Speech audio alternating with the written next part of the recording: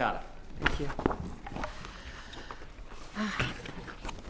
Mr Deputy President, I rise to lead for the opposition on the Bail and Crimes Amendment Act 2024, and clearly this is in response to community concerns about rising regional and youth crime. The Coalition has been speaking up for our community in this House and in other places and calling on this government to provide real answers to the question of community safety. This bill, the government tells us, is their response to these issues, and they have described this as the first step in a suite of measures which, quote, the government is progressing to meaningfully address, end quote, regional youth crime. This legislation was first announced in a press conference and with an accompanying press release only a week before being introduced into this Parliament, and is yet another example of this government not addressing issues when they emerge, but waiting until an issue reaches fever pitch in the media and then crafting an often ill-considered knee-jerk media-based response. I note in this respect that only a few hours before the bill was to be debated in the other place, the government was introducing amendments to its own legislation. The reality of this bill is that it is a rushed response aimed more at addressing headlines than actual problems which are directly affecting the people of our state. But any response is better than none, and we need to work with what the government is prepared to give to the people of New South Wales. Insofar as this bill works to address the issue of regional youth crime, the Coalition is happy to support it. However, this rushed response contains significant gaps and untested decision-making, problems which I foreshadow we shall be seeking to address by moving amendments to this legislation. Schedule 1 of the bill seeks to make changes to the Bail Act to address youth crime, but it only addresses offenders aged between 14 and 18 years of age. We know that youth crime is a problem from the age of 10. We all understand the importance of early intervention, but we see nothing in this bill to address offending between the ages of 10 and 14. No additional diversionary measures, no changes to bail thresholds, nothing which addresses the perceived issues with dolly and cap-acts, nothing. We acknowledge that the offenders in the 14 to 18 age group are more numerous, but there is also significant offending by those aged 10 to 14. Perhaps because the 11-year-old who has been before the courts more than 70 times lives in Dubbo rather than Moree, problems with this age group have dropped from this government's narrowing range of vision. But problems still exist, and this government is not addressing them in this legislation.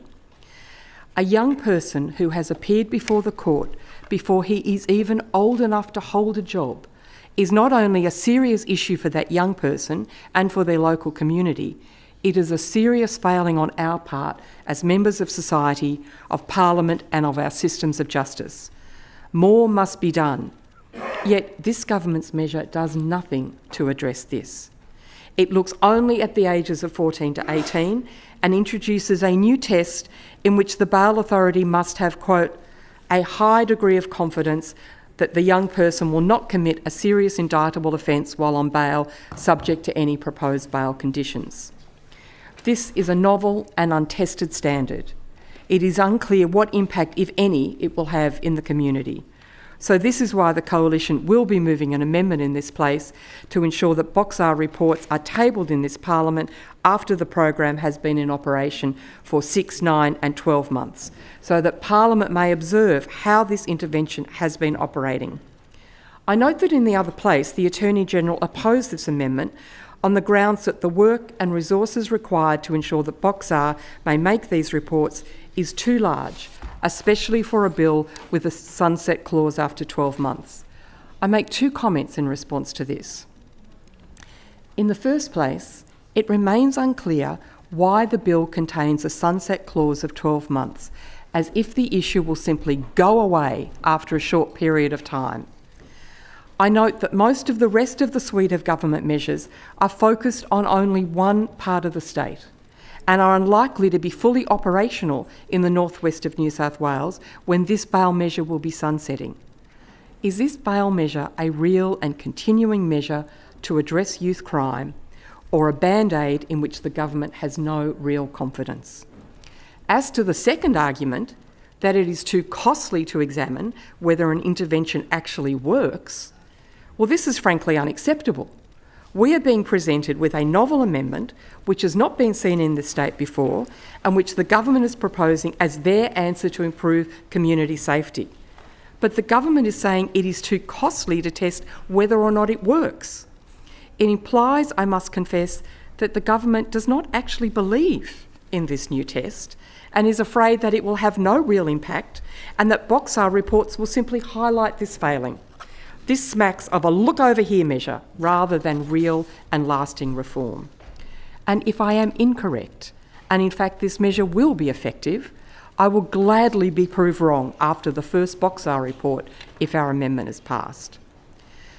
On a more positive note, I commend the government for introducing the new criminal offence of performance crime, and that this crime is not limited simply to young offenders but covers all offenders. The issue of performance crime is growing, and the introduction of this new offence recognises changes in our society and the ever-present mobile phone. Social media must not be used to glorify crime or to recruit ever and ever younger criminals. However, even here, this bill has a serious gap, either as a result of the government's rush response or because the intention is to address headlines rather than really address regional crime. The offence of performance crime in this bill only extends to motor theft and serious breaking and entering offences. It does not cover all occasions on which crimes are recorded and uploaded to social media platforms. The government's legislation will not extend to those situations we have seen reported over the last couple of days of youth fight clubs, and even more disturbingly, would not extend to cover the circumstances of a recently reported case in the Supreme Court where a murder committed by minors was filmed and posted on social media. This is appalling, and this gap needs to be addressed. There has been no reason provided by this government as to why this new offence has been limited to certain types of property crime. Why would it not extend to posting and boasting about murder? Or indeed, all serious indictable offences? In short, Mr. President, we wholeheartedly support a response which addresses the serious and rising issue of regional crime, most especially regional youth crime. But we do not see it in this bill. However, we will not be obstructionist about any measure which may improve community safety, but we will attempt to improve this bill, and that is why we will be moving amendments. We can, and frankly, we must do better than this bill. Mr. Deputy President, I rise on behalf of the Greens to indicate we just